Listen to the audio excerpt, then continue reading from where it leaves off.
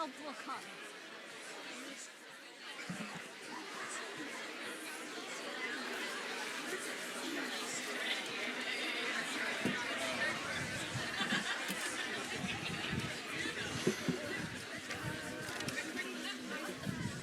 Welcome. Welcome, welcome, welcome.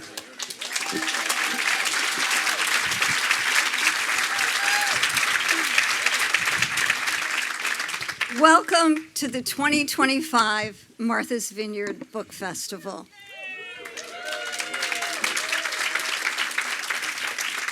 I'm Sue Ellen Lazarus, the director and founder of the festival.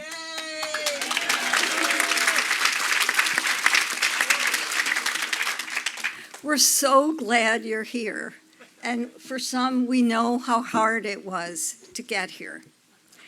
Whether you've come from across the country or across the island, after a year of planning, it's a true joy to welcome 30 remarkable authors, along with their families and friends, and a brilliant group of vineyard writers who bring this festival to life.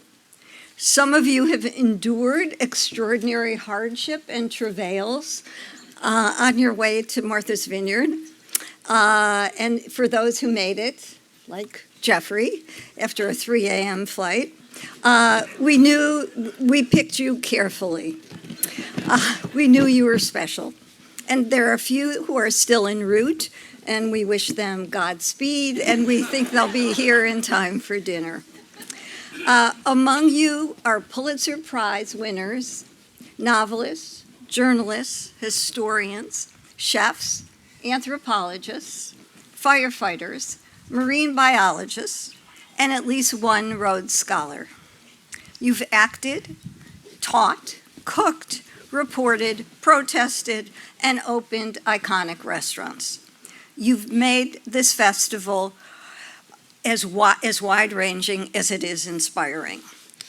To our sponsors, donors, and local partners, thank you. The Free Festival exists because of your generosity and because this island values curiosity, dialogue, and great storytelling. A huge thanks to the Chilmark Community Center, the Chilmark Library, the town of Chilmark, who puts up with us, the Vineyard Gazette, Bunch of Grapes Bookstore, South Mountain Company, Martha's Vineyard Bank, Cape Cod 5, and so many small businesses who support us, including Martha's Vineyard Glassworks. And for me, a special thank you to my family and friends who each made an extraordinary effort to be here and to help pull this festival off. So thank you, a particular heartfelt thanks and lots of love to you. There's a team of people who come from Washington, D.C. because I like to have them nearby. So a real thank you to those people. We owe this festival to a dream team. Valerie Rosenberg, who's standing in the back.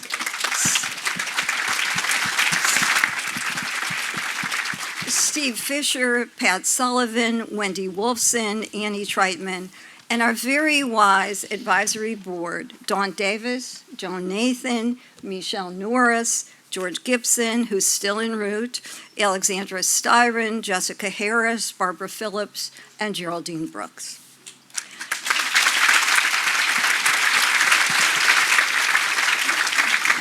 Martha's Vineyard is more than a beautiful place. It's a place where creativity thrives, where ideas matter, and where learning and leisure go hand in hand. But as Joseph Lee and Aquina Wampanoag, who is here as an author in this year's festival, writes, the thing about Martha's Vineyard is that it's more complicated than people think. Way more complicated.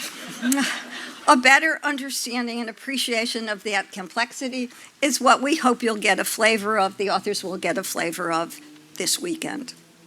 The festival is a volunteer-driven labor of love, born from a shared belief in the power of community. We do this to connect with each other and with the wise thinkers and writers gathered here.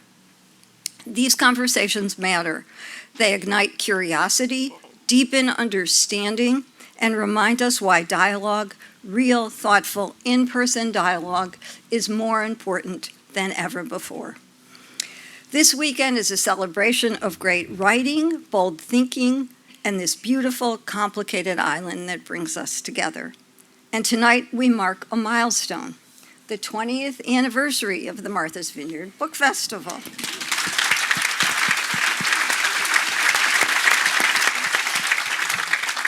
In 2005, our first author in the program was John Abrams, a local voice with national impact.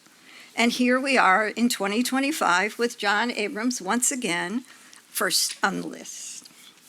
In 2017, our opening panel was provocatively titled Tweets, Leaks, and Turmoil, covering the Trump White House.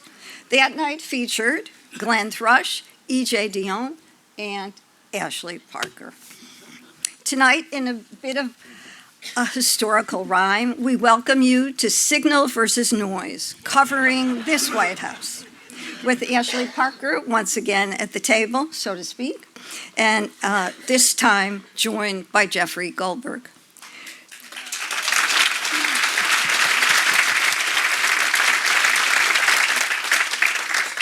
Jeffrey Goldberg is editor-in-chief of The Atlantic and moderator of Washington Week with The Atlantic on PBS. Under his leadership, The Atlantic has won its first 3 Pulitzers and 3 straight National Magazine Awards for General Excellence. His newest book on heroism builds on his reporting about Donald Trump's controversial comments about the military. More recently, he has been gifted with the superpower of intangibility. In his case, being able to pass through the walls of encrypted chat rooms undetected. Whether this is a blessing or a curse, I don't know, but perhaps he will share that with us this evening and enlighten us. Ashley Parker is a political analyst for NBC and MSNBC, and now a staff writer at The Atlantic. She's a 3-time Pulitzer winner who spent 8 years at the Washington Post covering the Trump presidency, leading the White House bureau under Biden and reporting on the 2024 campaign as senior national political correspondent. In closing, I'd just like to add a personal reflection. This is a time when the rapidly evolving political landscape is fraught with uncertainty. Many media outlets are choosing to settle litigation or avoid reporting on crucial policies that impact us all. We are fortunate to have media outlets like The Atlantic and journalists like Jeffrey and Ashley who continue unbowed and unfettered to report and speak the truth.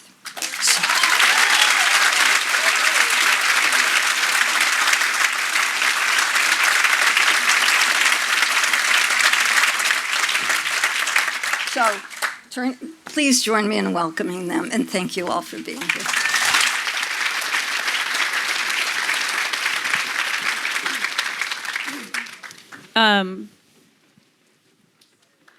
Thank you guys for being here. I think we probably have to start with Signalgate for a couple of reasons. It's the name of our panel, technically. And also, I had been corresponding with Sue Ellen a little bit in the run-up to this book festival, and she was asking me for names of good political books coming out this year and who she should invite on the political front, and I'd given her some recommendations.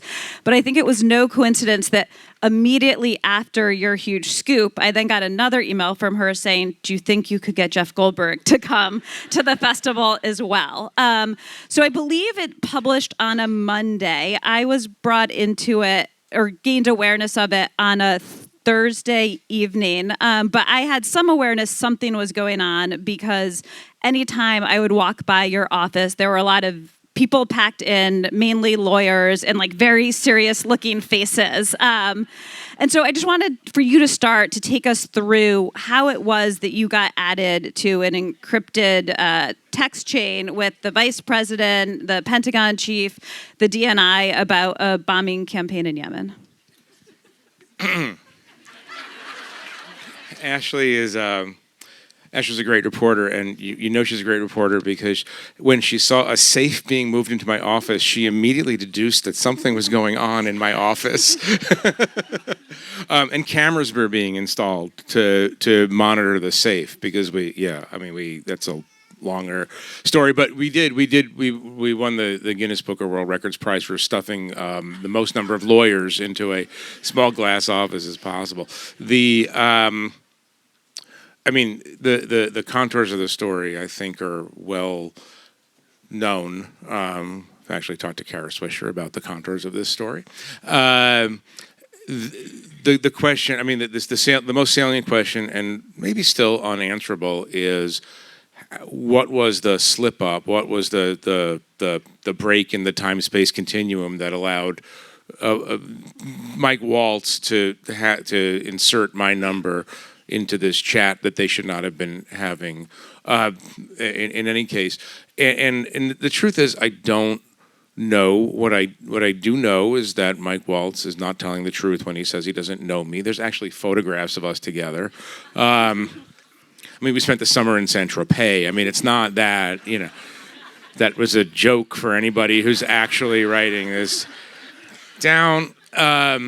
So there was that, and so I have reason to believe that my phone number was in his phone anyway, but it is true. And it wasn't just mysteriously sucked in to his phone. No, well, the joke about the whole sucking in part of Signalgate, and for those of you who don't know what I'm talking about, it was Waltz and Hexeth both suggested, Hexeth suggested something even more elaborate, that somehow I had hacked into Signal, which is an encrypted messaging. The real joke of that is that as this is going on and the stories are coming out, and one of the details, small details, was that I was screenshotting all of this all along because I didn't know when my phone was going to actually explode, right? And one of the reasons it's so funny that Pete Hexeth thinks that I somehow broke into the Signal servers is that one of my kids, I don't remember which one, during this thing says, the most shocking thing of all is that you learned how to take a screenshot without asking us. Because the conversation is, wait, so I press this button, I hold the same button? So like the idea that I was going to break into Signal was pretty silly. They were very proud of me, though, I got to say. So Waltz, what happened? Well, and this can happen. The sucked into is sort of a joking way of putting it, or a dumb way of putting it. But he was supposed to call me during the campaign. I was working on another story about some nefariousness, and he was supposed to call me. Stephen Chung, who's now the White House communications chief, passed along my number. He didn't call me, but I think it may be the case that mistranscribing, I was put into somebody else's, that's the most plausible. There's a lot of speculation that they wanted me to see it. That doesn't make any sense. It was also the version I heard. I know inside the White House. Inside the White House when I was trying to figure out. It's a little self-serving for them, but it also, how you have someone and there's like 4 numbers under them and only 2 are their actual number. That was how it was kind of explained to me. You don't clean out your, telephone hygiene is the actual lesson of all of this. That's how I think I got in. And of course, and some of you know the story. I didn't actually think that this was real. I thought it was an operation of some sort, a foreign intelligence operation, or one of these organizations that's trying to entrap journalists and sometimes succeeds in entrapping journalists. And the reason, obviously this became, we had a working group on this as it got more serious. But the reason we thought that was our default position, that this could not be real, is that it was too stupid to be real. I'm not saying that, and I'm trying to be a little bit sarcastic, but the probability here is very, very remote that somehow the entire national security and leadership apparatus of the United States would inadvertently bring in one of the jokes here. Can I tell another funny sort of thing? Was that a former national security advisor, there are enough of them are alive so I can semi-mask this, called me and said, as this was unfolding, and said, you know, the funny thing here is imagining Mike Waltz going into the Oval Office and explaining to the president what was going on. And the dialogue in this former national security advisor's mind went as follows. He said, Mr. President, I have bad news and I have worse news. And he said, what's the bad news? And he said, well, we were having a chat on a commercial messaging app that we shouldn't have been having about the forthcoming bombing of Yemen, and we inadvertently invited a journalist into the conversation. And he said, what's the worst news? And the worst news is it was Jeff Goldberg. Because the probabilities there, that because I was not, and I don't think continue to be not, you might have a better sense of it, that popular in the White House.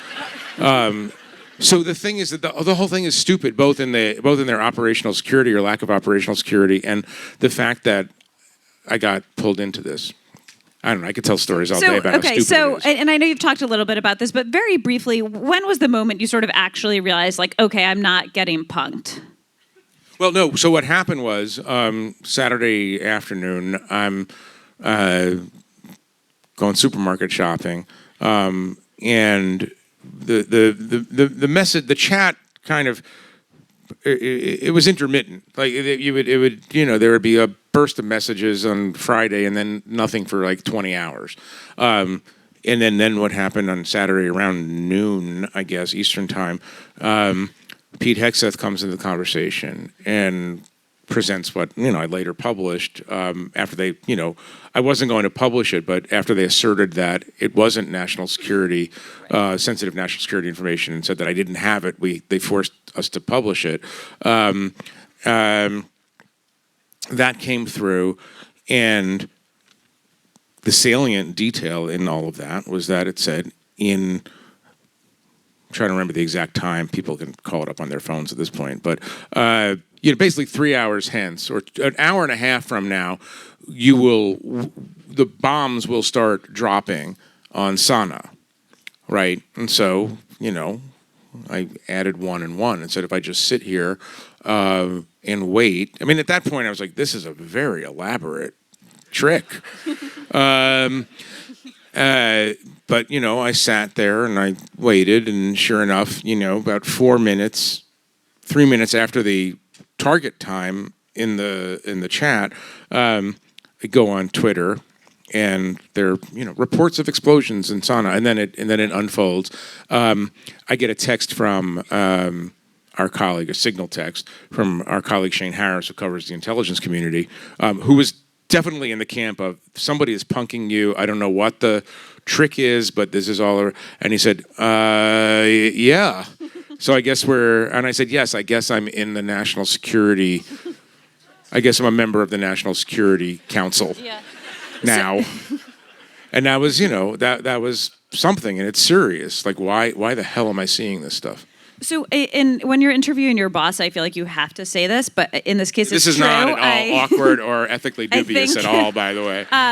No, I mean, I think the way we handled it and you handled it was just incredibly responsible. And so I want you to talk through, once you realize it's real and once you realize this is something you're going to have to write about, like what were the sort of considerations where you're trying to sort of convey the fullness of what just, like both the absurdity and the seriousness and the content of the messages to the public, but balancing all the other concerns that a journalist has to deal with when you're writing about national security issues?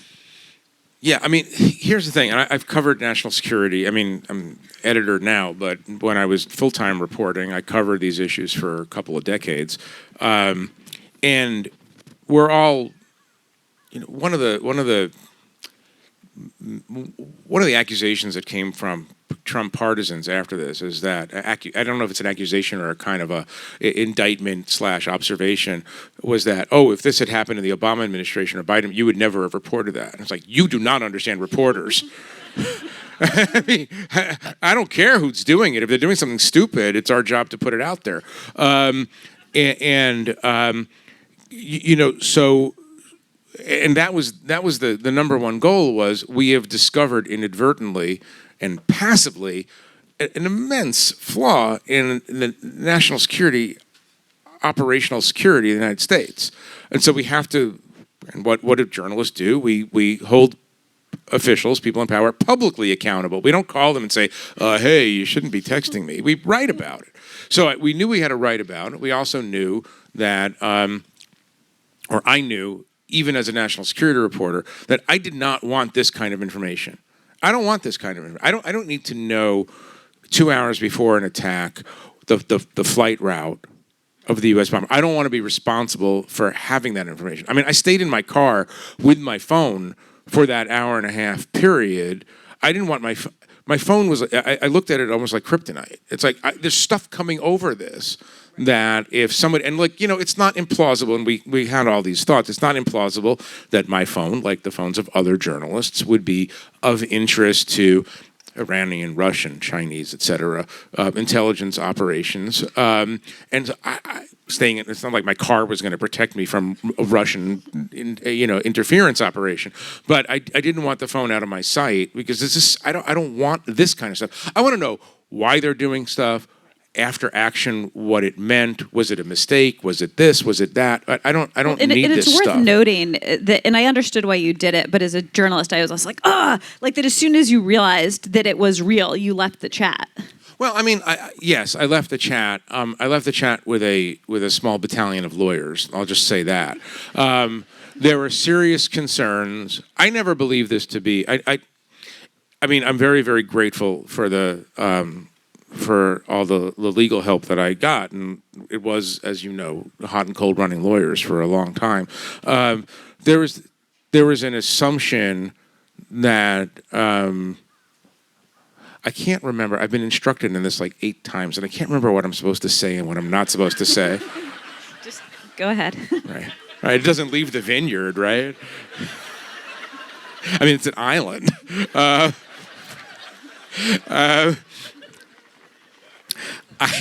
You're trying to encourage to get me in trouble. That's great. Amazing. Put it this way.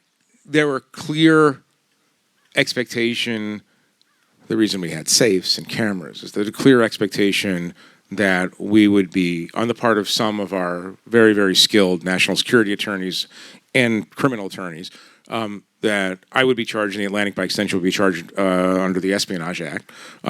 Clear expectations or clear belief that given the nature of the relationship between the Trump administration and the media, and especially my media organization, that they would come after us in a possibly existential way. And having the knowledge of what's going on. First of all, I wanted to write the story and I wanted to trigger them into understanding what was going on. I mean, one of the sort of disturbing subsidiary facts of this is when I did withdraw those of you who use Signal know, when you pull out of a Signal chat, it says so-and-so, Ashley Parker has left the chat. And we had, the night that I did that, it was the night of the Gridiron dinner, actually, weirdly. So this is a bad movie that would be taking place at the Gridiron. The night I did that, there was an expectation that there would be a subpoena, there would be a search warrant, that they would be coming to my house and my office, and or at least like a phone call. The assumption, yes. I mean, the worst case assumption was that they would invoke national security and try to seize my devices at the very least, seize whatever we have backup servers in other places, the whole 9 yards. The most disturbing thing is that nothing happened. I was trying to trigger a response. I was hoping that Mike would call and say, what's going on? Or whatever. But they didn't even know. They didn't notice that I was in the chat, and they didn't notice that I wasn't in the chat. By the way, I'm sorry. I just have to say this, but it's like, and we can get into this, and I think we probably will in terms of the relationship between the media and the press, and media and the Trump administration. The story didn't have to keep going after it went going. This is a parenthetical, but you'll see the point of it in a second. The story didn't have to keep going the way it went if they had just said, oh, whoops, that was bad. We shouldn't have done that. Okay, we're not doing it again. But instead, they went into full attack mode, attacking my character, the truthfulness of what we were saying, the Atlantic itself, etc. And we're sitting there saying, you didn't have to include me in the chat. Like if we're so terrible, why'd you put us in the chat? All that sort of stuff. And I think Waltz and Hegseth, they made a mistake by continuing to be immediately going on the very castigating offensive, which prompted me to say the only kind of snotty thing I said on television that week, which is, because what happened was Mike Waltz issued a statement calling me a loser. And so I went on some show and I said, he can call me whatever he wants, but at least I know how to text, And I just was proud of that. I wanted to mention it. thought of a funny line while on TV, not 10 minutes after you get off TV, which is the usual, yes. Right? So the reason I got out of the chat was I believe it was the right thing to do from a national, because I don't want this information. Right. I wanted to write as quickly as I could, and I wanted to be out of it. It was the considered opinion of people with a lot of wisdom about American national security law that would be the correct thing to do. We can debate it all day long. Correct thing to do. I had found the thing that I wanted. I had proved the thing that I wanted to prove. Right. Which is that there was a breach, and I wanted to get out there, and I wanted to get out there in a clean way. And I needed to call them to ask them what was going on. So I said, look, I got out of the chat. Why'd you put me in the chat? Was the question to the White House, and we were obviously all involved in that. So that's why we left the chat. I also knew, in a way, in other college this is an interesting lawyer-journalist divide. The lawyers who are paid to talk about how long I'm going to be in the D.C. jail, present worst-case scenarios. We all thought that there was no way that they would charge me under the Espionage Act because I was the passive recipient of the information. If they were going to charge me under the Espionage Act, they would have to charge themselves, because they're the ones who are using a non-secure commercial app and just bringing in random phone numbers into the conversation. Right. So I didn't think that in order to do that, and in fact what they did was they said, there's nothing secret in the chat. So there's nothing classified. Nothing classified, except that these are the planes that are leaving right now to bomb Yemen. Right. Just two more questions on this, and then I want to move on. One was it was to me, it was striking as a reader and as a reporter, but as a reader really in two ways. One was just the fact of it, underscored such a carelessness to national security, but then there was actually the contents of the chat. And one thing that struck me was that you actually get to witness a little bit, because when anything that's public with Trump, these cabinet meetings are just like you go around and it's like demonstrations of fealty, right? But you got to see a little bit of an actual debate in the chat. The part that sticks with me was at the end, they're kind of going back and forth and there's real difference of opinions. And Stephen Miller, who officially has no national security role at all, is just like, you heard the man, we're bombing. And everyone's like, okay. But I'm curious what else struck you about kind of those divides we're seeing play out that actually have meaningful policy implications in the Trump administration. Right. That was the most salient one. They're having a back and forth. There's a team, and you could predict who's on the team of, the J.D. Vance team, which is like, why are we doing this? America first. Who cares? And then there's a Mike Waltz, more, CIA lean forward. We have to deal with the Houthis. And by the way, it wasn't, it's like one of those things where you see them communicate and like, they're actually debating. They're actually having a serious conversation. Two sides going back and forth. One of the interesting aspects of the conversation was how much it was focused on their resentment of Europe. It's like, why are we protecting European shipping? These people should do it for themselves. And then it's like, well, the Europeans can't do it for themselves. We do. This is what we do. And just a deep, deep, deep resentment of European trading partners. I mean, in other words, it's not just a performance for the public, let's squeeze more money out of Europe to pay for NATO. They just hate our European allies. It was also, another thing I'll say, for Hegseth, it was someone who, my 6-year-old is really into the Spy Museum in DC. We have a membership, and anytime we go, we have to stop by the gift shop, and I get her like a spy watch or walkie-talkies, and she comes home and she wants to show them off to everyone. And that's what Hegseth felt like, right? Like he had these cool new war toys that could bomb places far away, and like that was the energy he was bringing to the chat. No, so I'm talking to my phone as this thing is unfurling in my car in the Safeway parking lot, and at some point, like Hegseth writes, "OPSEC is clean," which is something that you expect in like a Tom Clancy, OPSEC is clean. It very much wasn't. What I said to my phone, immediately heard by Iranian intelligence, right? Because they turned it into a microphone, I'm sure. That phone is so radioactive. That's in the safe still. That the phone that I have now is not the phone, obviously.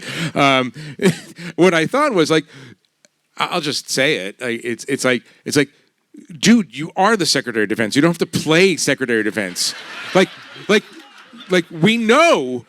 Like, it's good. We're all good. Like, you're the Secretary of Defense. You're in charge of the greatest military in the history of the planet. Like, but J.D. Vance is on the chat, right? And all these peers. And, we know from all the reporting about Pete Hegseth that,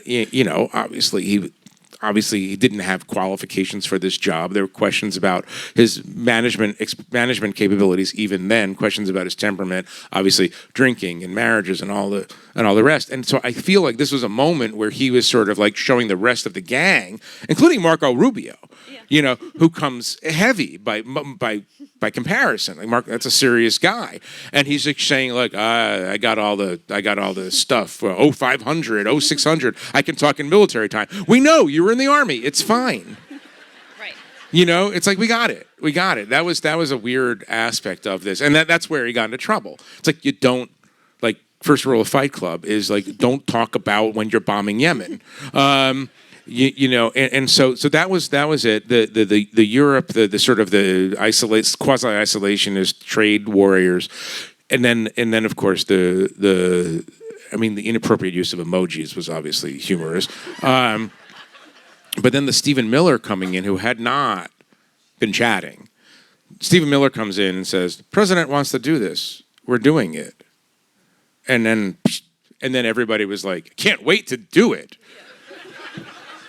So you talk about, team of rivals, or you talk about the way you want a cabinet to work, actual arguments. There was an argument going on, including with the vice president, until Stephen Miller told him to stop arguing and I think it really underscored the importance, the centrality of Stephen Miller in the decision-making process, all down the list of subjects, domestic and foreign. Yeah, 100%. And last question on this. This happened pretty early in the Trump administration, but it was a moment where we were already seeing media companies, and we can talk more about this later, media companies caving to him, tech companies caving to him. Like, did you have any hesitation? And you talked a little bit about what you feared the consequences were, but what were the actual consequences, other than I think like we got some new subscribers? We got there's a funny aspect of that. We'll talk when we went to see Trump afterwards. We'll talk about that. That was one of the many amusing aspects of that particular meeting in the Oval Office. My next question. I could feel your segue. I'm predicting the segue. There are media organizations, owners of media organizations, who would not have allowed this to be published, I'm sure. I happen to have the nature of this kind of story. Let me talk semi-theoretically. The nature of this kind of thing is anybody who touches it is infected by it. So we had as a goal to limit the knowledge of what was going on as we're preparing this story. But obviously, I also felt compelled, or through our attorneys, felt compelled to let the ownership level know that there's something going on, and it's really weird, and it could have serious consequences for our publication. And all you can ask for in that case is ownership that says, "You're the journalists. Go do your journalism. If it's true, print it." And that's what we have at The Atlantic. That's what I think exists at the New York Times. I'm pretty sure it exists at the New York Times. It doesn't exist at many television networks. It doesn't obviously exist at the Washington Post on a certain level. It's hard. It's hard to when you're dealing with a president and administration that does not respect the norms and restraints traditionally built into the relationship between the press and the White House.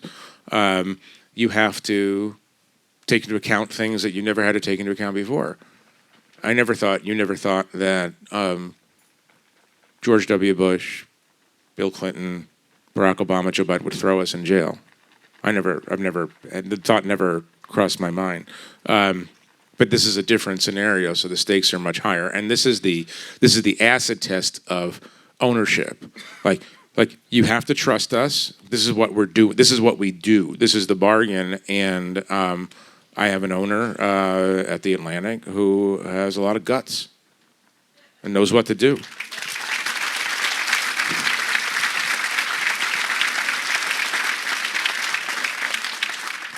So I will say it felt like Trump, and I'll explain why. It felt like Trump came away from that experience with us, with you in The Atlantic, with sort of begrudging respect. And that was borne out in a sort of long journey we went on together to write a cover story, the June cover story, on Trump that involved an interview with the president. So just a little background is I moved over to The Atlantic along with like a sleeper cell of Washington Post colleagues. And very early on, Jeff had assigned myself and Michael Shearer, another former Postie now at The Atlantic.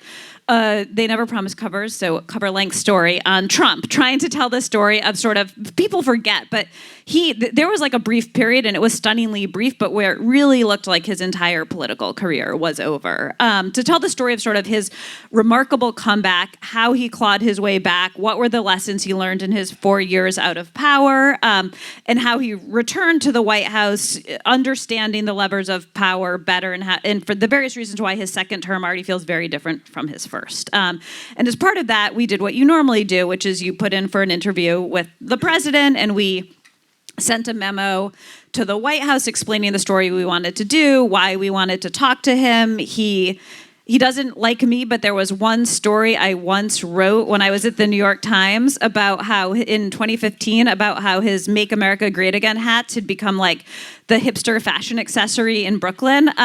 So we reminded him of that story, right? Like we do all the things, and Trump stunningly agrees to an interview.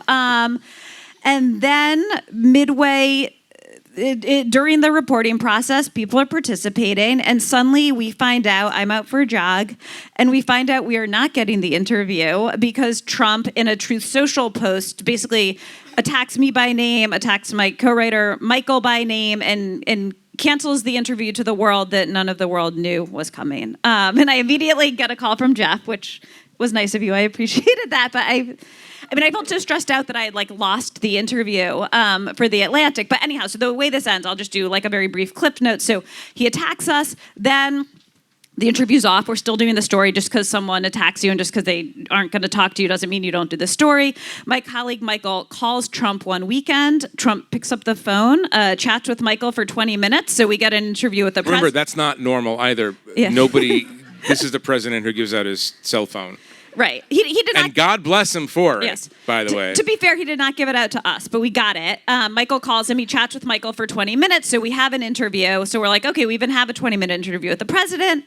We call him back another time to try to get him again. He doesn't pick up, but that night at like 1:30 a.m., Michael gets what we find out later is basically a butt dial from the president when he is leaving a UFC fight. He was leaving the wrestling, right? UFC 305 in Miami. And then... You know, when you listen to this... I'm getting to a question. It reminds me of the Obama administration. And so anyhow, then, and this is building up to a question, but at the end, the piece is closed. We have shipped the piece. And Michael and I get a call from the White House that says, like, the president actually wants you to come in for an interview. This is after Signalgate. This is after Signalgate. Yeah. Right. So it's surprising for a number of reasons. And he says, and then Stephen Chung, the comms director, says, oh, and by the way, like, the president says Jeff can come if he wants. So we call Jeff. So we're all getting ready to go in for an Oval Office interview. Well, first we see if we can claw back, if we can stop the presses. We can. We pull it back. We're getting ready. The morning of the interview, he sends out another tweet publicly, now attacking all three of us by name, and explaining. He says he was doing the interview out of, quote, out of curiosity and as a competition with myself. And he said that unlike Jeff's suckers and losers story, Jeff was, quote, somewhat more successful with Signalgate. And so I want you to talk about one of the things Jeff asked Trump when we went into the Oval was, what did you mean I was more successful? Did you mean I had, exposed real vulnerabilities in the national security apparatus that you've now patched up? What was Trump's response? Right. He only has one measurement of success is attention, right? And so what he meant was you got a lot. Anybody who can seize the news cycle from him gets his respect because it's all performance and it's all I mean, he's the master of attention getting. And so what he meant was, I really had to contend with that. I mean, he had to contend with the suckers and losers thing too, but he just did that by like saying crazy stuff for, well, actually years. But in this case, it was sort of like, I felt it like he was sort of like looking at the Atlantic and saying, all right, you guys won this round. So like, we got to talk about it. And I've got to like switch my position. So now I'm going to like kind of butter you up a little bit, which was the kind of the tone in much of our conversation. Yeah, I mean, talk about that too, because we were talking about going into the interview. We didn't know if he was bringing us in to kind of yell at us and let us ask like Zelensky style, and throw us out. But that wasn't. And I suspected it was going to be what it ended up being. But what was the vibe? The vibe was. So we walk into the Oval, and he's sitting behind the desk as he always is. And the Truth Social post came out at noon. We were in there at 3. Yeah. So I said, "Hey, thanks a lot for that Truth Social post," or something like that. And he's like, "I was just trying to put a little extra pressure on you." And then he said something that's very true and shows how this is all performance in a kind of way. He said, "Anyway, you'll sell a lot more magazines." True. Yeah. True. I mean, and like, and he understands that. He understands that, and it doesn't bother him. That's what I mean, that it's all professional wrestling at a certain level. It's all like, you're the villain, I'm the villain. We're going to, everybody's making money though, right? So it's all good. I mean, it's kind of a very cynical way of looking at presidential leadership, but that's the, he didn't seem to care. Like he thought it was funny that we were going to sell so many more subscriptions. It's evidence of his power in the culture that he can sell subscriptions to the Atlantic by attacking the Atlantic. Right. It's complicated. That was when we were in the Oval. He also mentioned he was very proud of the fact that him getting involved a bit in the Canadian elections had swung the election away from the Conservative candidate who he would have wanted to win, but he was more impressed that in his he thought it was funny that the guy he was ostensibly supporting lost just because he got involved. Yeah. It was kind of like proof of his existence. Yeah, it was sort of like a power play. It was a reverse power play. Reverse power play. It was that was a strange one. It's hard to understand, except if you understand him as someone who needs to have an impact and needs to be the central player. One of the really interesting things about that meeting was one of the first things he said. Apart from, he was asking us. Literally, this is true. He was asking us if he should put a chandelier in the Oval Office. And Jeff said yes. Jeff said do it. I said, do it, man. Do it. I was like, I don't know. I think I took a didn't I? I thought it was neutral on the question of the chandelier. We were all, of course, neutral. The quote, by the way, is genius. The quote from him was genius. It was. I'm thinking a lot about this chandelier, and we got all this stuff from Mar-a-Lago. I mean, most of the time I think about China and Russia, but what about the chandelier? It was like the comic timing was impeccable. It was an incredible performance. But the interesting thing about him is that he was talking about the Oval Office and how much attention he's paying to the Oval Office. And he said, really important people come into this office. He says, Mark Rutte, the Secretary General of NATO, was just here. And it's like, I didn't say it, but it's like, well, you're the President of the United States. I mean, it is like he's impressed that he remains, and I say this being the same persona in some ways. He remains a very outer borough kind of guy. I mean, he's like, look, I'm from Queens, and they're all coming and paying attention to me. And it's like you might want to get used to that. But there's never. It's like never. It's interesting because it's never enough. It's like if he felt more secure in the role or in his own personality or whatever it is, he might not have that need, and then might not lash out so ferociously when the need is not fulfilled. I mean, another thing, in a way, I learned to understand Trump pretty early on covering him is that he's a consummate deal maker and showman, but he's someone who is always trying to win the minute, the hour, the day, the person directly in front of him, right? So could you tell the story of when you're on Air Force One that time at the end of? Oh, sure. Yeah, it's an amazing. This is actually, I mean, we've both been, living inside Trump's mind for 10 years. I think Trump is in our lives in a way that's not healthy psychologically. But so I know a lot of stories, but this one just cracks me up every time. You know what I'm talking about, yeah. So I think, again, and this is something I'm going to ask you to talk about because it was so on display in the Oval Office directed towards you, but Trump wants to win the person directly in front of him. So when you fly, I've flown on Air Force One with Obama, I've flown with Biden, I've flown with Trump.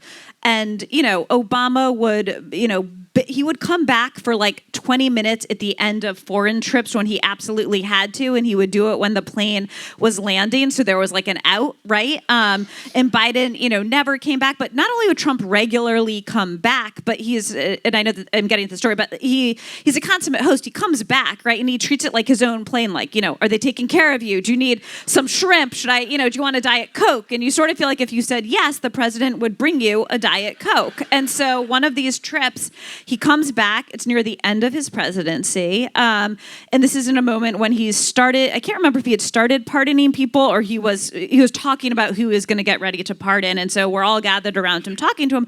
And then he turns to us and sort of very earnestly and genuinely asks to the group of the press pool with him, you guys have anyone you need pardoned? And it was like, it was such an authentic question that I was like frantically scanning. My dad. Yeah. I was like frantically scanning my internal Rolodex to see if there was like, a second cousin I could hook up.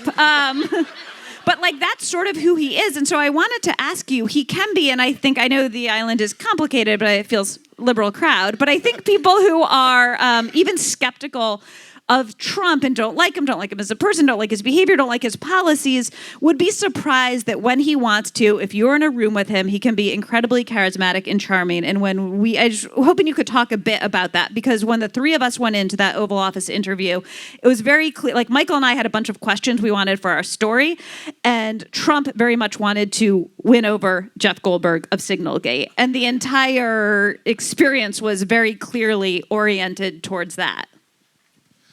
So I'm actually joining the Trump administration next month. Good luck at the Atlantic. I think every reporter, and there are some reporters in this tent who have the same experience, I know. What people don't understand, first of all, underestimating him is obviously a fatal mistake on the part of anybody who encounters him, including the American voting public, NATO, and the rest of the world, right? Don't call him an idiot. I mean, he's a political genius in a kind of way. and and moreover, he's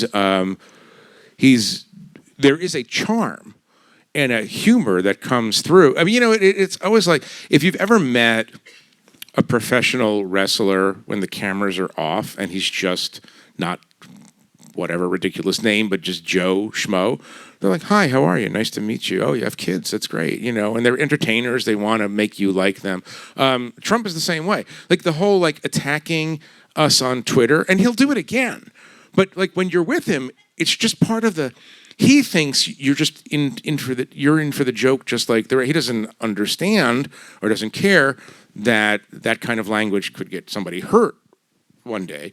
But when he puts on the charm, it's pretty charming. And unlike some other previous presidents, he's very, very needy, and he wants you to like him, and he knows how to make people like him. And so it's disarming. He's not Godzilla when you walk in. He can be Godzilla. And here's the thing: the reason I knew that it was going to be, not a screaming, whatever chaotic mess in the Oval Office. Remember, there's a lot of aides in the Oval Office too. He doesn't do these things alone. So I it could have gone any number of directions. But the reason that I knew it was going to be fine is there are no cameras.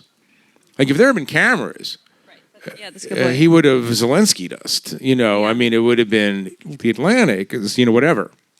But in this case, it is just, and you were watching it, and I was amused by it, and there are people who, it's hard to cover him and write about him because you have to separate out the personality and some of the charming characteristics from the fact that obviously he's plainly a populist authoritarian who's destroying American norms and values, et cetera, et cetera, et cetera, et cetera. But when you go in, at the very least, and you start exposing yourself to him, and I hadn't seen him for like 7 years before that because we were not good.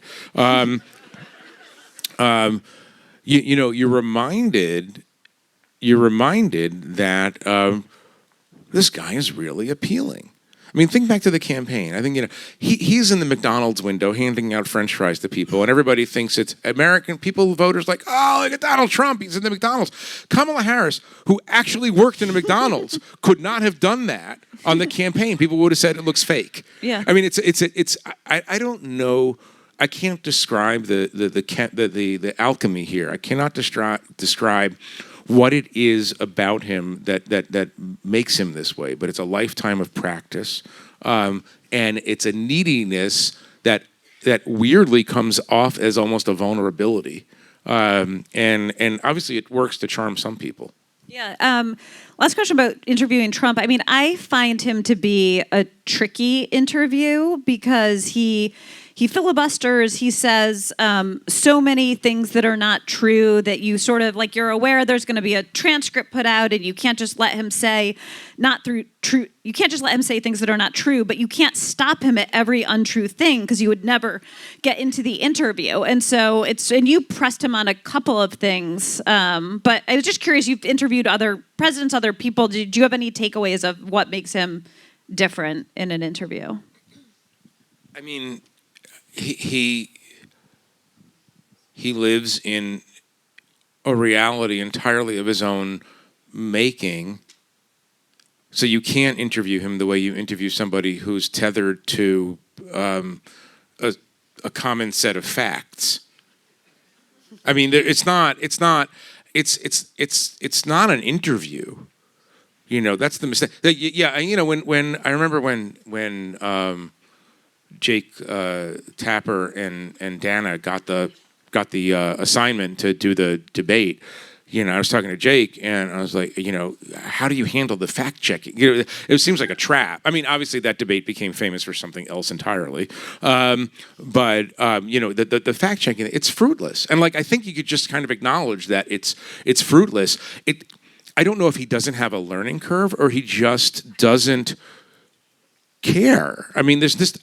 It's very, very hard to explain. So when I think about him, I think about how do you describe a personality and a set of behavioral a behavioral pattern and a set of characteristics that most of us have never encountered in the wild. Like, he's not a thing that exists in most people's lives. You've said this, you've put this in a certain way, and I'll probably butcher the quote, but it's like, he doesn't acknowledge the existence of reality. Reality is what he says it is when he's in front of you. And you're not going to move him from this. I mean, he got mad at Ashley. This is amazing. He got mad at Ashley in the previous go-around for Ashley writing the horrifying statement that Trump did not win the 2020 election. That's why he was mad at you. He was mad at you for saying that.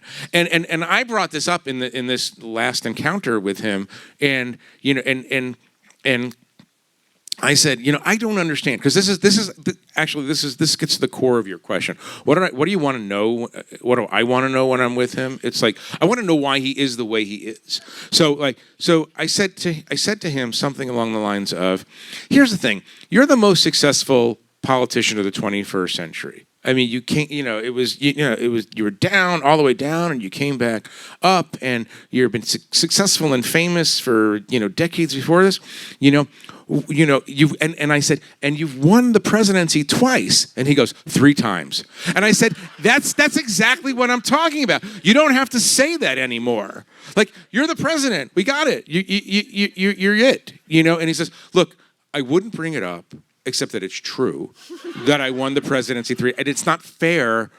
He's essentially saying it's not fair to the truth to deny that I won the presidency 3 times. And it really bothers him when people come in there and tell him that he hadn't won. I mean, we're seeing this right now, this denial of unpleasant reality. We're seeing it this afternoon. He doesn't like the labor statistics, so he fires the director of the Bureau of Labor Statistics. I mean, that is a formula eventually for authoritarian failure, obviously, if you can't.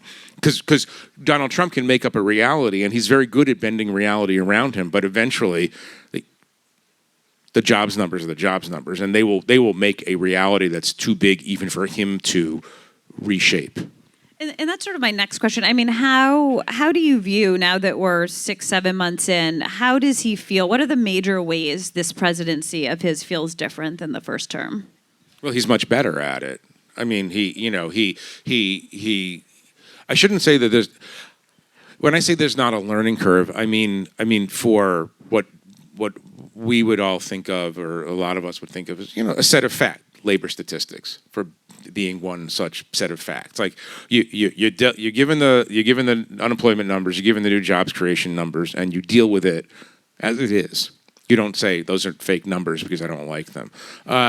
So I don't mean learning curve in terms of or like sort of emotional self-restraint, or there was this line in 2016, 2017, maybe he'll grow into the presidency. No, he just changed the presidency. He didn't grow into it. He didn't become, I mean, he was following the most, whatever you think about his politics, he was following the most dignified presidential figure, Barack Obama, in modern history, right? And he was not going to be that way. He's not capable of being that way. But when I say learning curve, is that he learned that if you hire the people the establishment wants you to hire, Jim Mattis, John Kelly, et cetera, Rex Tillerson, they're going to get in your way, so don't do it. I mean, he really has learned to not just value loyalty above everything, but actually enforce loyalty above everything, and that's made him much more effective. I think being older and knowing, part of his brain, knowing that he's not actually not allowed to run for a 3rd term. We'll see we'll see how far down the road he goes there. He's doing all the things that he wants to do. He does have core beliefs around immigration and tariffs. Probably the list is short, but those are the things. And these are thoughts that thoughts that are not grounded in data, but they're thoughts that he developed in the 80s. When he formed his ideological viewpoints, and they haven't changed, and he's going to carry them out. And I think he's also learned, I mean, this is something that he told our colleague Mark Leibovich once. He learned that there are tough people in the world, and they become real estate developers, and they're weak cowards and they become politicians. And it's easy to get politicians to do what you need them to do. And he has become a master at, there's no Republican Party. There's a Trump party. There's no Republican Party anymore. It's just Trump. And it's Trump all the way down. And one by one, the last Mitt Romneys of the world leave, Don Bacon being the most recent example, they leave. So he has a better understanding of how to manipulate politicians, and he has a very good understanding, and I have to say this, he has a very good understanding of the Democratic Party's actual weaknesses. One of the interesting things he said in the conversation, it wasn't the issue so much, the issue is trans athletes. It wasn't the issue that interested me as much as he was talking almost as a political analyst, not as a partisan. He was saying, I don't understand the Democrats. 85% of the public says they're against having biological males in girls' high school sports. So why do the Democrats keep pushing this? It doesn't make any sense. And he was asking the way a Democratic strategist behind closed doors would ask it. And so he has a good understanding of how to exploit the perception that the Democratic Party is soft and out of touch with, he knows that attacking Harvard is a no-brainer. Right. Like, there's no constituency for Harvard other than people who are already Democrats. So he just has a lot more knowledge of other people's weaknesses now, and he knows how to activate that knowledge into real victories. He's the only other one I would add is it feels like he's also just much more willing to try to ram through norms and institutions he disagrees with, in part because of what you said. There's no one left there to tell him, you can't do this, I'll resign if you do this, this is the way it works. But so, because he is so... Well, no, that's, one of the most surprising things of this whole period, this last 6 months, was the Kennedy Center thing. Not important like shifting our nuclear posture or do we support Ukraine or Russia? But important because he understood the culture, control the commanding heights of culture is very important because from the old Breitbart line, culture, politics is downstream from culture. But also, I was just struck by it because I thought to myself, wait, you can do that? Like, who would do that? Like what president would say, you know what? I'm going to make myself the chairman of the Kennedy Center, and then just do it. And it's just a norm that you don't do it. He obviously could do it, and he did do it, and that's sort of amazing. One of the lessons of the last 10 years is that laws are pretty rickety things without the cartilage and muscle of long-established norms and a common desire to restrain ourselves in the interest of compromise and democracy. I mean, you mentioned the Kennedy Center thing, and one thing someone told me when we were reporting, not the Kennedy Center story, but the other Trump story, was that in his first term, he would have said, I want to make myself chairman of the board, and everyone would have told him why he can't do that, why it's too complicated, why it's against the Kennedy Center board rules, and the people serve terms for 6 years, why he'll get blowback. And this time they have a rule that if Trump asks for something twice, they do it. They don't necessarily do it the first time, because as someone put it to me, he does say a lot of crazy shit, but if he asks for it twice, then they're going to do it. And that's one of the big differences. But so I was going to ask, because he is so different in so many ways in the second term, and I think when he first announced his campaign in 2015, a lot of people didn't take him seriously, including media organizations. I mean, have you thought about how we need to, and I mean we writ large, the media, need to cover him differently, or maybe not? I mean, the first term debate was, do you call him a racist because he's a racist, or do you say that he traffics in racially charged rhetoric or something like that? And, we came to the decision, if he's a misogynist, you call him a misogynist. If he's racist, call him a racist. But, there's a problem in the quote-unquote mainstream media. I think The Atlantic we're trying to reach, I like to reach 100% of Americans. We're trying to reach 70% right now. There's 28% hardcore MAGA that doesn't want to hear anything that we have to say, and there's 2%, Brooklyn socialist hipster Maoist that doesn't want to hear from the left what we want to say. But there's 70%, 75% maybe out there, at the broad center left to center right, and so we're still trying to reach them, and I think the best available answer I have, it's not the best answer, but the best available answer I have now is that since there's a war on both reality and knowledge. I mean, if you look at the through line in a lot of the things that they're going after, from NIH to CDC to NOAA to it's Library of Congress, it's Smithsonian. who controls. They don't like it that the government employs people who seek knowledge without regard for how that knowledge would affect the MAGA movement, right? And so the best thing we can do is catalog the attack on knowledge, decry the attack on knowledge when appropriate, and make sure that people at least know. I mean, it's very hard to activate a passive citizenry, right? But it's unusually passive citizenry right now, it seems. You explain to people that firing the people who track Ebola in Africa is probably not a good idea, because it's better to find Ebola at the source and extinguish it than wait till it gets here. If you explain that to American citizens, 99% would say, yeah, that makes sense. Nevertheless, they sweep all that away. And so I think the thing that the baseline thing we have to do is catalog the destruction of the knowledge acquisition and development functions of the government, and then the only other piece of it is I think it's just important to build the record of the sort of unbelievably ostentatious self-dealing and corruption that goes on now. I think there's probably a lot of people who are frustrated here, and I say this in a nonpartisan way. I don't care if this was a Democrat doing this, but it happens to be a Republican this time. But it's unbelievable. It's unbelievable the level of behavior that one associates with tin pot dictatorships when it comes to commerce, when it comes to like personal enrichment. We all remember when Billy Carter. Well, not we all remember, obviously. Although many people in this room actually probably remember. Billy Carter trading on Jimmy Carter's, for nothings. Little every president has an idiot brother who tries to it's not Roger. Yeah, it's not that unusual. But here it's just my son-in-law is going to go shake down the Saudis for billions, and everybody's going to be like, yeah, that's cool. Sure, and he's going to build apartment houses in Istanbul.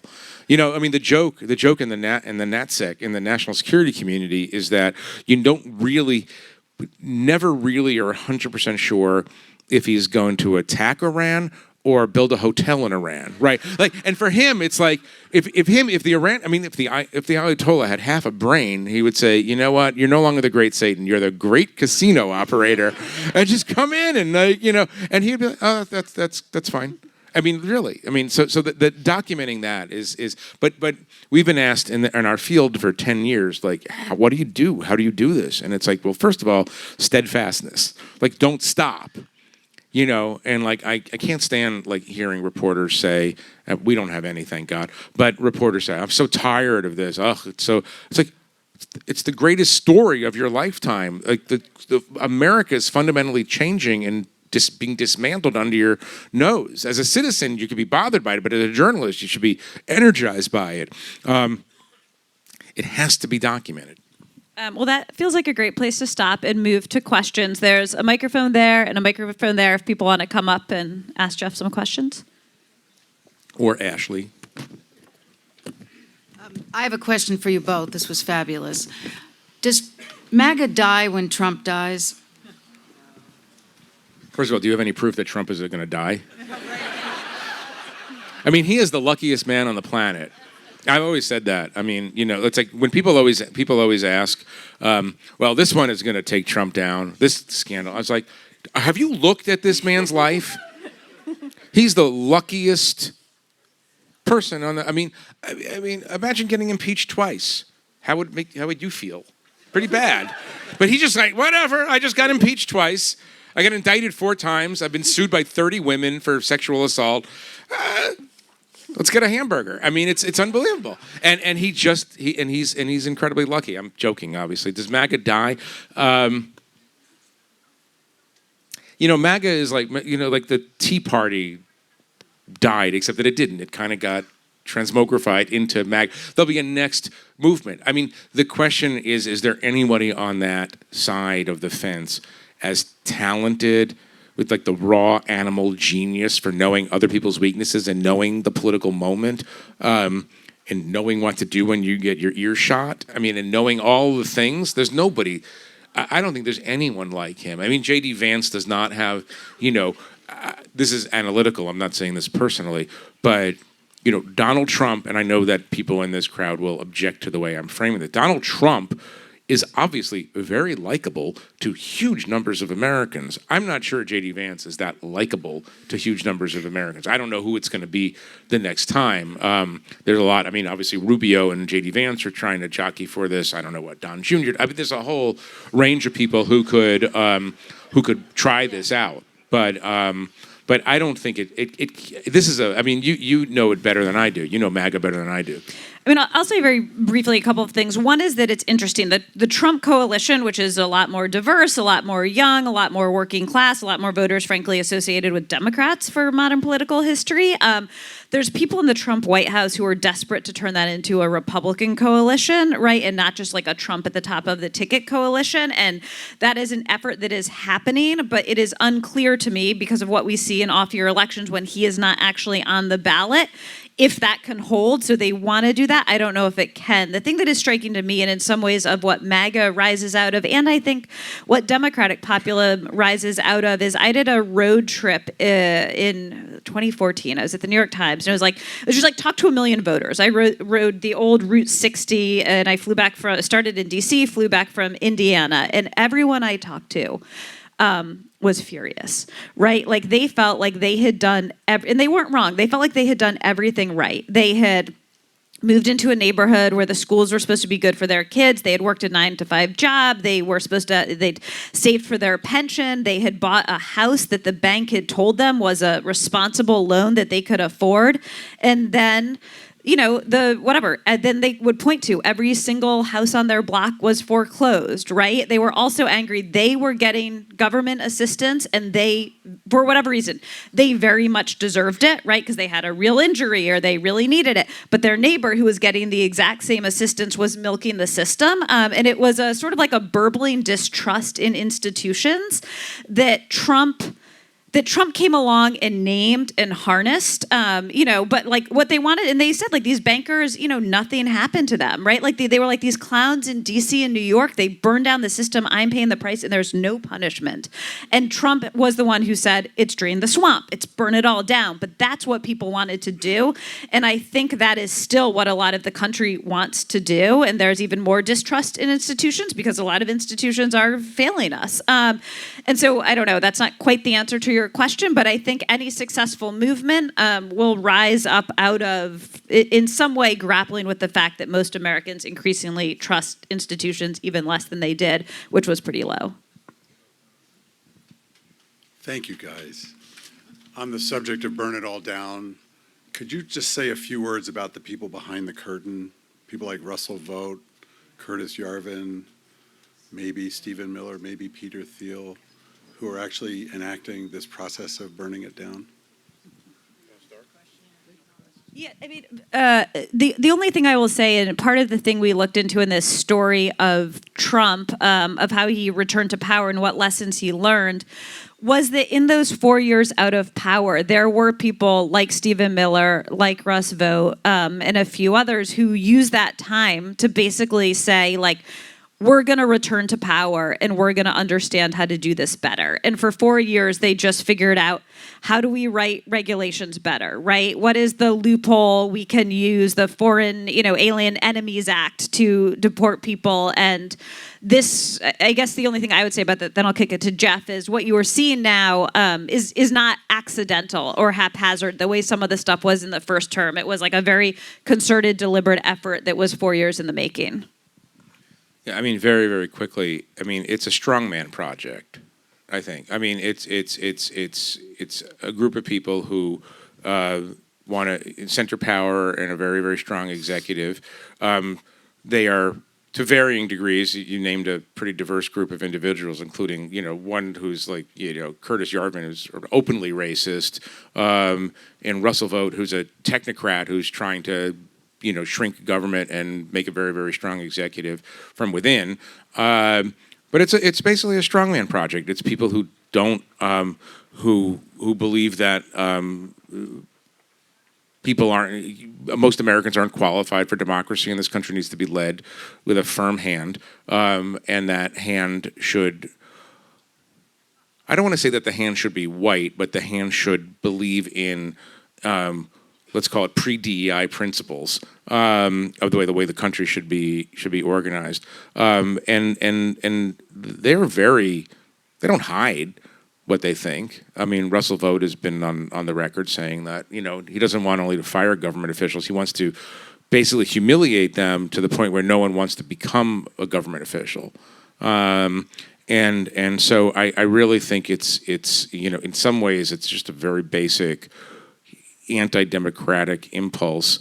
And obviously Congress abets this by ceding its responsibility as one of the three branches of government to check the power of the executive. So they have a lot of cooperation on that front. But it's essentially an authoritarian project. Thank you, and thanks for coming and sharing your thoughts with us tonight. I'd love to hear you talk about the Zelensky mugging, and specifically whether or not how choreographed you believe that event was, and was it all planned out in advance, and if so, who are the members of the administration who would go to those lengths of creating an event of that sort? Were you there? You were there. I mean, the interesting consequence of the Zelensky Oval Office visit was that a tremendous number of foreign ministries around the world don't want their presidents or prime ministers to have to go to the Oval Office, because it looks like, I mean, he did it to the South African president a few weeks after that.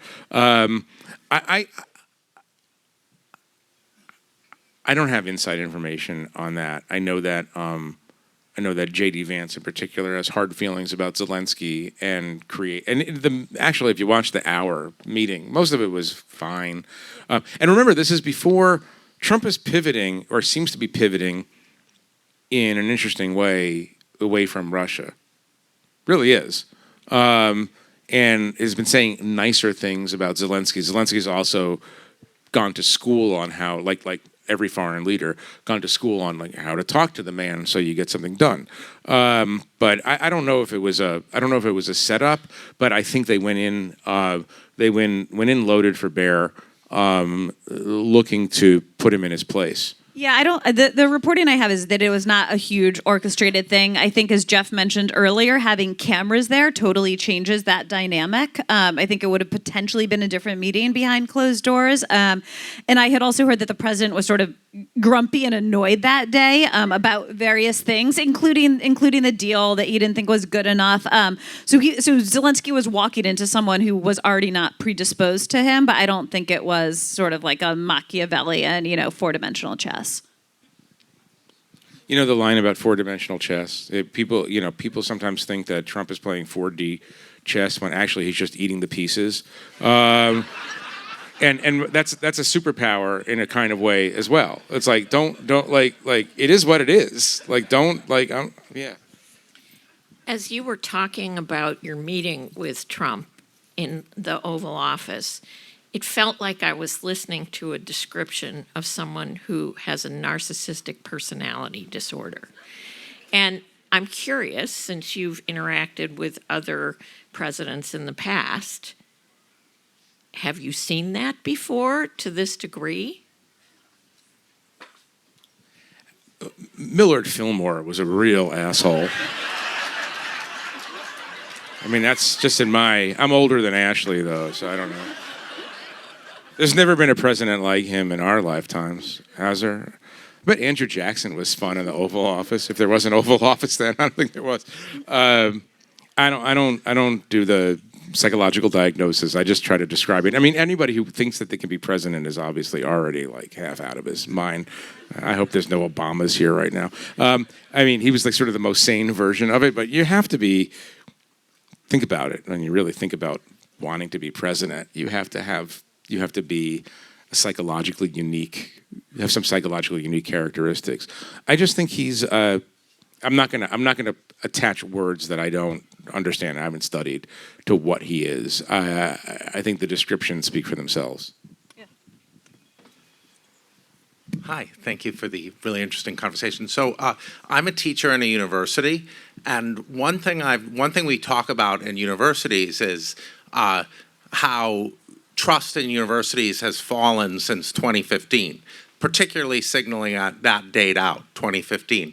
And a lot of the coverage in the mainstream media, in The Atlantic, in the New York Times, was about how mainstream universities were woke, how Marxist, leftist, wokesters had taken over the universities. And the university I teach at was run by anti-woke white dudes like every other institution. And it was just like this weird misrepresentation of what was going on. And the Trump administration ran on that and it enabled them to link universities and knowledge production with this kind of sinister leftist Marxist stuff. And I'm wondering how you detach, I mean, Ashley Parker talked about the the elite, the institutions betraying us with regard to, economic issues, and they clearly did. But I think there was the anti-wokeism and Trumpism are so intermingled.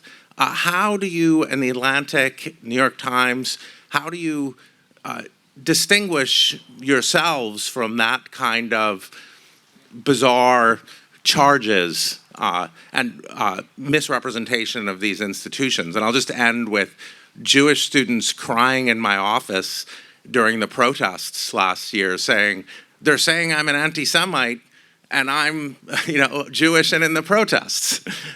So I'm wondering how you deal with these, especially the issues around wokeism that are now we see are so central to the methodology of Trump. I mean, you and I have been arguing from a distance for 10 years about this same point, and we're not going to come to an agreement tonight. Obviously, when you have faculties that are 95%, especially on the humanities side, Democratic and have no Republican representation,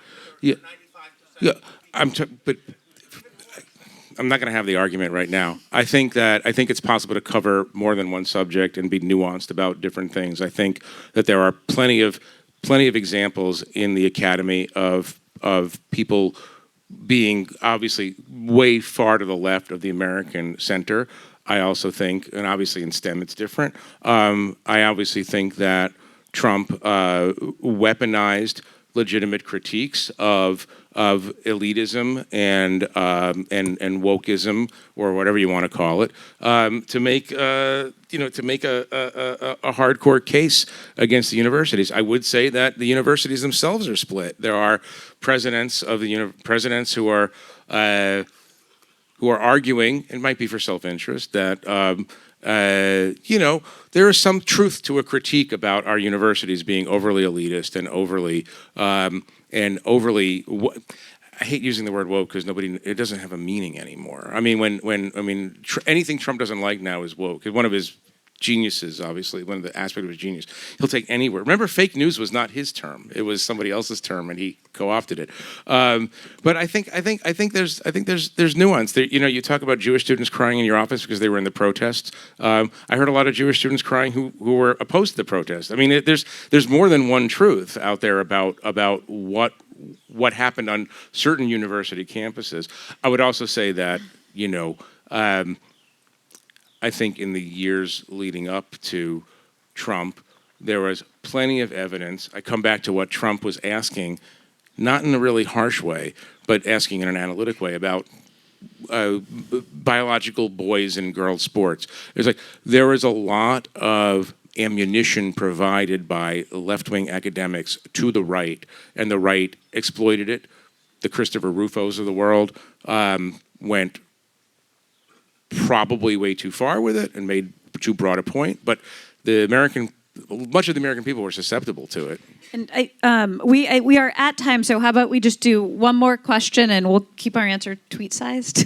Oh, sorry. No. You mean expanded Twitter or the old Twitter? Dealer's choice. But I guess last question. My question is, how do you view the possibility of Trump attempting a third term, and what do you think of the safeguards against it 3 years down the line? I don't know how he would do it, but my imagination has failed before. Okay. Yeah, let's end it. Thank you, guys. Thank you.